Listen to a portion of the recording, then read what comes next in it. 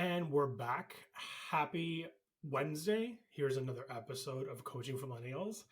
I am so excited to come back with another episode for a lot of reasons.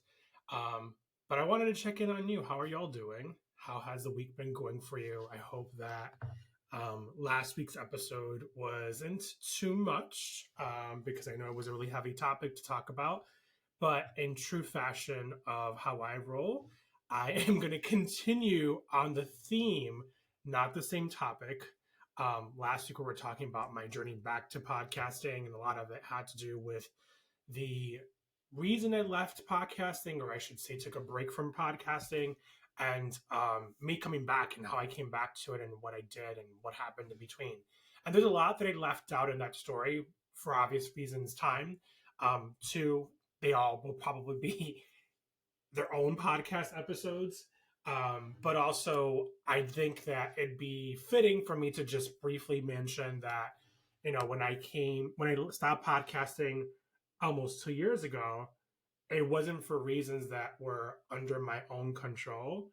Although you stop doing something for yourself when it's under your own control, but I needed to make a decision for my mental health, my own well being, and I had to unfortunately stop doing certain things that I was doing, such as podcasting and coaching, to take care of myself. Continuing in the same theme, I want to talk to you about on how do you navigate mental health in the digital world.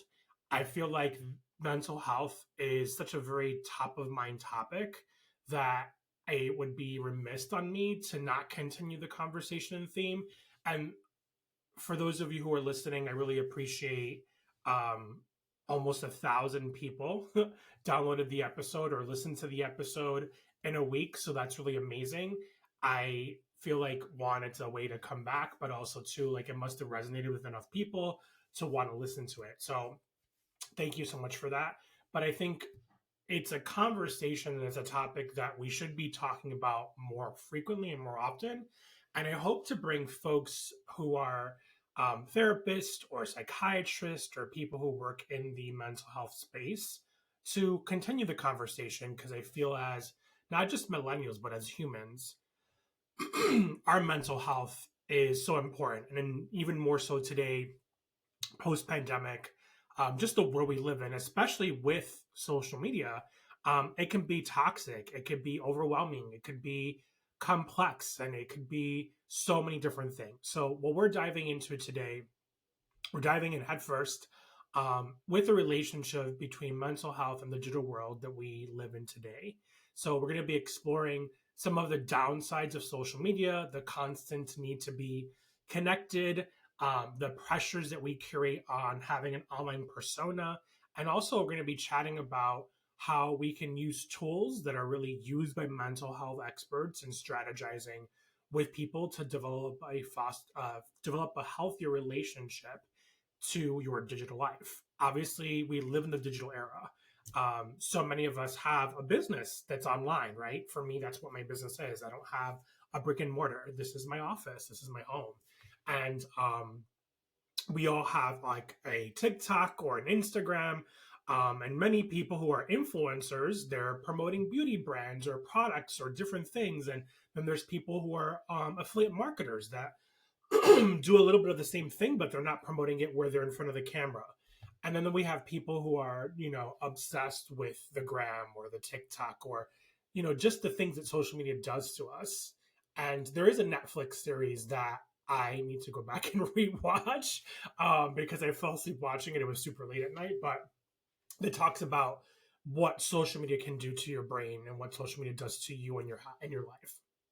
And I am not someone that has taken a social media detox, although I stopped using certain platforms in the last 2 years and have kind of come back to them for a lot of different reasons. But also, I have a lot of friends who have said goodbye to Twitter, which is now X, or Instagram, and they're only on one platform. And, it's been transformative for them. So with that, I want to kind of jump into the meat of it all, the reasons why we're here. I want to double down on why is social media a double-edged sword. And the reason it's a double-edged sword is because social media has a unique way of connecting us to community. Not sure if you saw that floater in the camera for those of you who are watching this on YouTube. Really weird, but I digress. That's the squirrel brain, by the way. But social media is a way that we connect to our online communities, whether it's family that's distant from us or friends that we have met when we were in high school or college or just anything. And it's really a great way for people to stay in touch. Obviously, generationally, we know who uses what platform. Sorry, Gen Xers, you're on Facebook.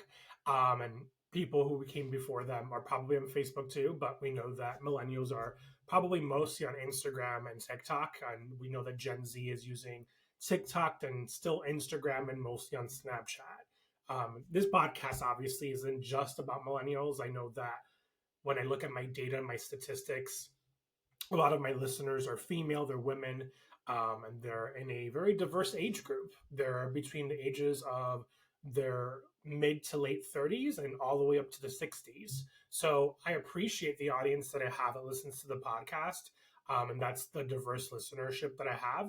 But they're obviously using some form of social media or a social engagement platform to listen to the podcast, but also on their own time, regardless of what they're doing. The other thing that comes up outside of just connection or community is there's always this FOMO, the fear of missing out.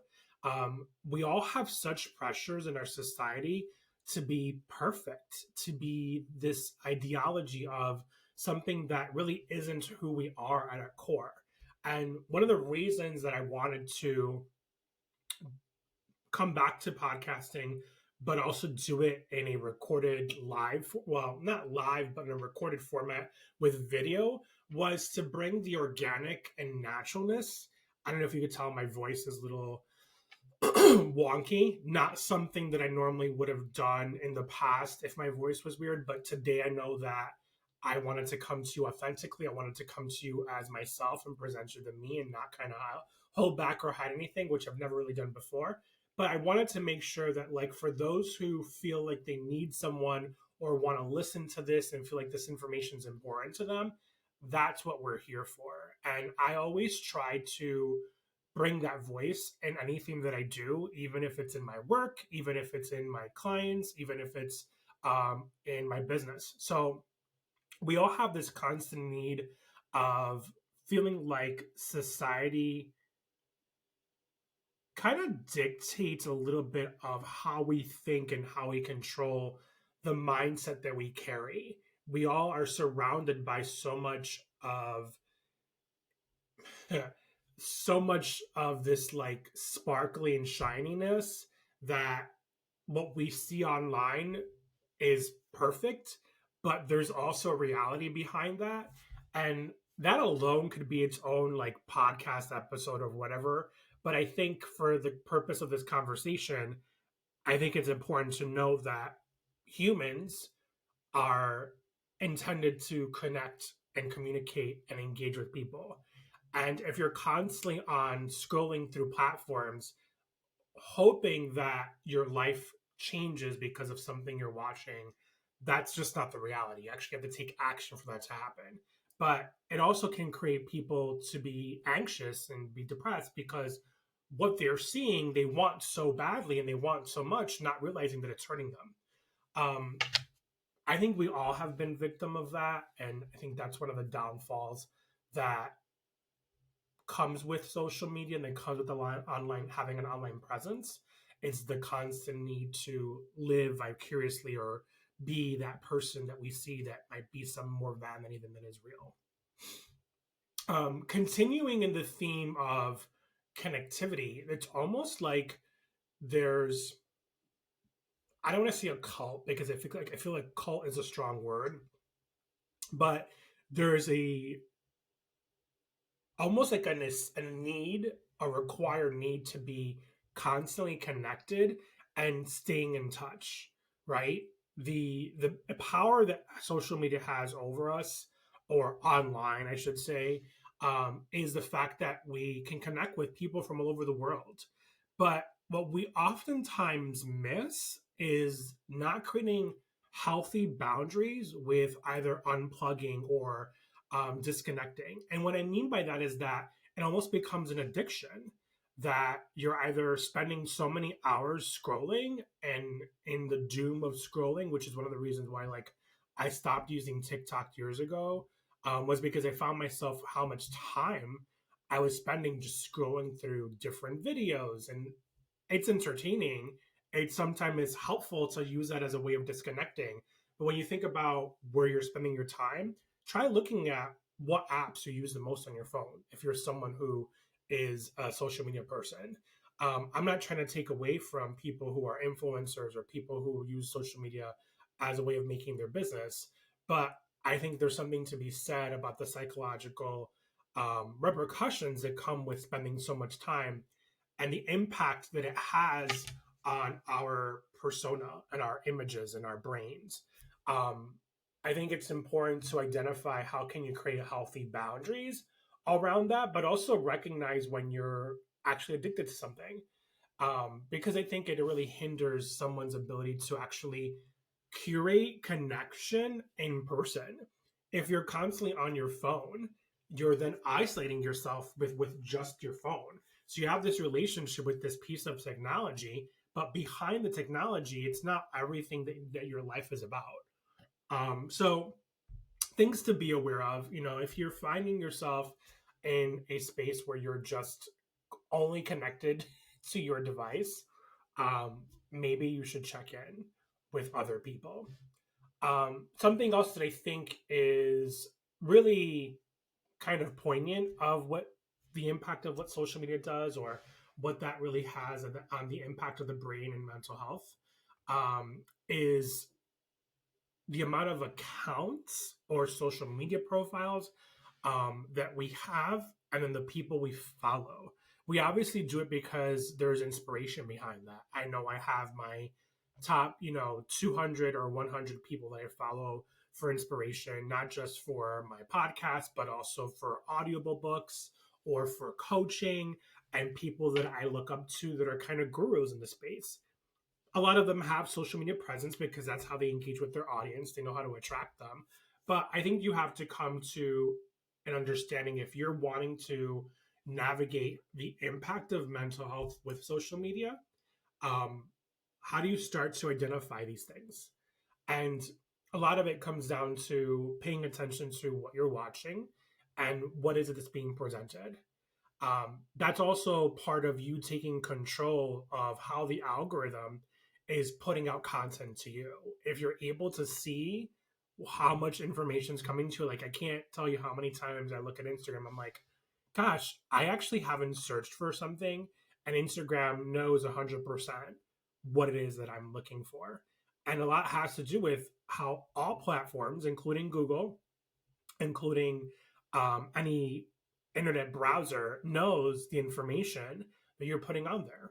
A lot of it has to do with privacy and your privacy settings and your data being shared and all those things. So just being able to be mindful of that and really taking action and control of how you look at the information that's on there is really critical to how you manage your presence, but also how you manage and control what's being put out for you to view and see.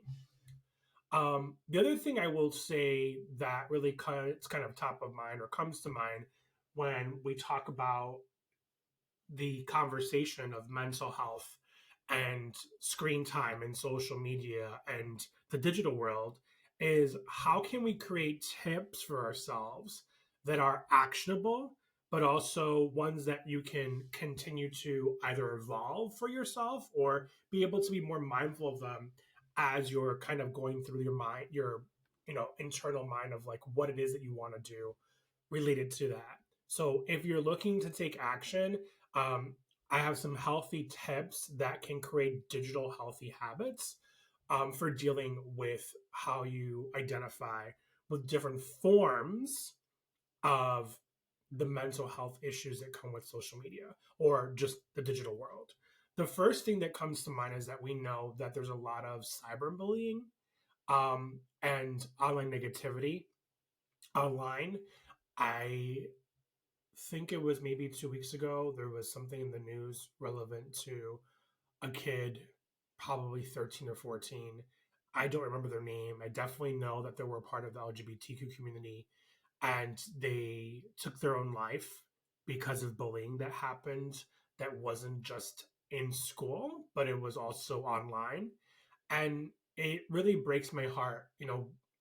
Social media wasn't a thing when I was a kid, and when many of us who probably listen to this show weren't kids. But I know that I have nieces and nephews, and I think about the impact of them being so young and having cell phones and connecting to their friends and people. And it's not in our nature to be mean or want to be mean, but sometimes it just takes one person to say something off the cuff that isn't necessarily nice, and it can have a really quick way of spiraling and becoming its own thing.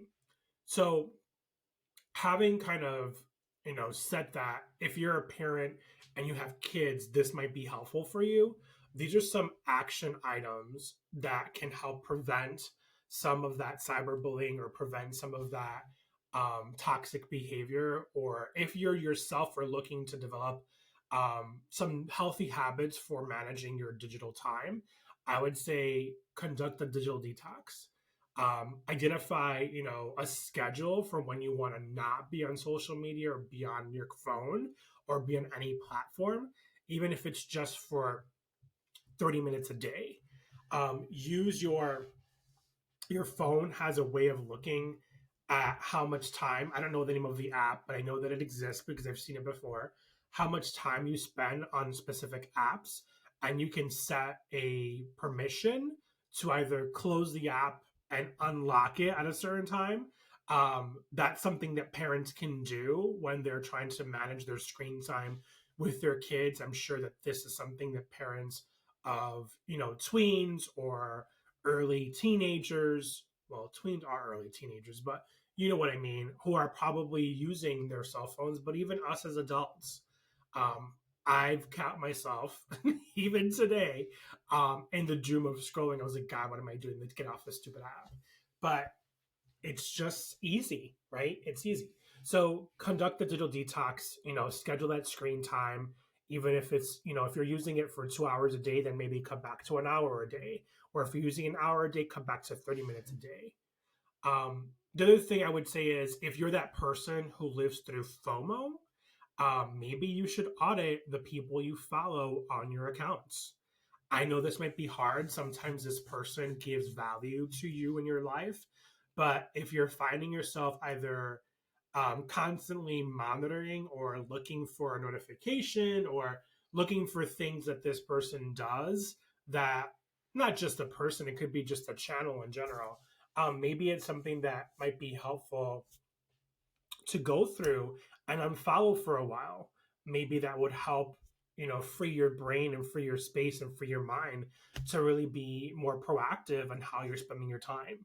I know that it's not just about our mental health, but it's also a productivity thing. I can't tell you how much time I think I remember during the pandemic.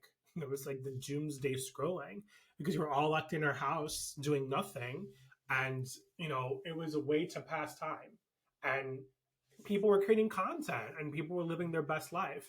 But if this is something that you find concerning or you want to take action with, definitely auditing your social media accounts, to look at unfollowing people who obviously are contributing to your FOMO, or maybe it's people who have negative things to say.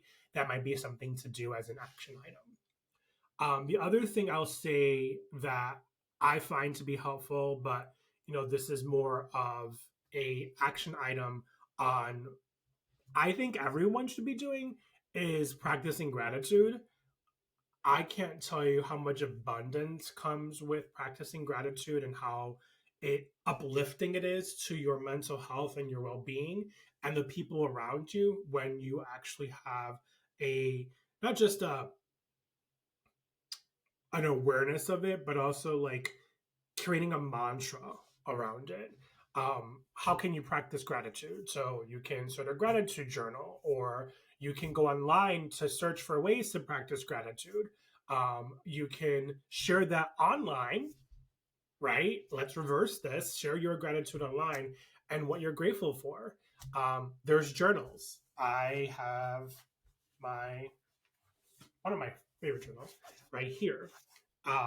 There are also gratitude meditations that you can listen to. There's so many different things you can do that will really lend to be positive and kind of influencing their way you look at your online presence, but it's also a way of shifting how you're presenting yourself online, but also what you're doing online as well. Um, Obviously, this probably should have been number one, but seeking professional health. If you're finding that you're struggling with having an addiction and it's impacting your mental health, don't hesitate to talk to a therapist or a mental health professional. I think that this is really important. I chose mental health because I knew that I had symptoms and feelings. Um, well, let me rephrase that because I just said I chose mental health. I don't think we choose mental health, but I chose to reach out to a mental health provider because I knew that I was having issues with my mental health, but it wasn't specific to social media. Now, I'm pretty sure that in conversations, some mental health providers do ask their patients about their usage of online and what they're doing online and what their digital footprint looks like. And I'm pretty certain that you can probably narrow down that you're having an impact to your mental health and well-being because of what you're seeing and your online presence looks like. I know it sounds crazy to say out loud, but I really feel that that is something important and worth to consider. I believe in the power of therapy and what therapy can do, and I feel like everyone should have therapy, whether they think they need it or not. I think it just really can help people in so many different ways. Another thing that I would say is that's helpful is share the conversation. Don't feel like this is a topic that you can just keep by yourself. If you're feeling that this resonates with you, share it with a friend, share it with a family member, have them listen to this particular episode, and then maybe they might be able to take some of these pointers with them. I think it's really important to use the time that we have, not just together in this podcast, but as people, as humans in this world, to leverage our talents. And if social media has a talent for you, great. You know, I'm using a platform like the podcast and the things that connect me to it, such as YouTube and such as Podbean, which is where I host my podcast, to leverage these conversations. I find them to be important. There's obviously a lot of history behind this, there's a lot of research behind this. And I feel like it's something that we can always explore and we can always have a healthy conversation. um, Mental health is going to be a big part of this podcast moving forward, so this isn't going to be the last time that I talk about it, but I really felt that there is such a problem right now in how we're influenced by the digital world that we can take more control and power over it, which is why I wanted to talk about it and mention it. And also, who knows, maybe it's helping somebody else, which is why I am a podcaster and a career and life coach, because I always want to help people. So some things to consider, obviously I just shared about 6 or 7 action items you can do as you're going through this journey of uncovering or detoxing yourself from your digital footprint or your social media addiction, if you have one or if you think you have one. Is look at ways to connect with people who obviously have a positive journey or obviously have things that can influence you that make you feel good. We don't want necessarily be 100% disconnected from the world, although it's not a bad thing. But being able to see the world in a different lens, it's not so much throwing at us things that are being given to us by an algorithm, can definitely have a profound impact on us. So I hope that this particular episode was, helpful. Also, motivational and maybe something to think about and consider. It is different from what most of my episodes are, but with this podcast coming back into coming into season four, and what I'm thinking of shifting to is just creating content and episodes that are just a lot more open to different conversations that we can lean into that are meaningful and always aren't just about career and life. Um, One of the things I love to talk about is emotional intelligence, positive psychology, well being. So, bringing a little bit of that back into the conversation, obviously, sprinkling career, and then just bringing different guests that can come in to share their journey. So, having said all that, I'm curious, do you think, and you can put this in the comments on the podcast, whether you're listening to it on, I think, with Podbean or Apple Podcasts or on Spotify, wherever you listen to this podcast, I'm pretty sure you can add a comment to an episode. So, I'm curious. I would love to have a discussion with all of you who are listening, you know, if this episode really has caused food for thought, or if it's something that you're looking to explore, what are some ideas that you have and share with people online? Because having a healthy, positive conversation, I think, is really important and can really create some dimension and depth to what episodes and content I'm producing. I will start to look at those comments again. I haven't in a long time, but I know a lot of it comes from people who appreciate what I'm creating and appreciate the content that's coming in. So be on the lookout for more fresh content, obviously, every week, but just new posts that are going to be blog posts. I'm going to be creating some resources and tools that you can use. So the show notes for this particular episode will have all of the action items we discussed. So having said all that, I want to keep it to the minimum here. I hope that this information was helpful to you. I know that for me, I felt like, God, I should really do an episode on this. So why not do it now? But I hope you're having an amazing day. Enjoy your week. And I look forward to seeing you next week. Bye.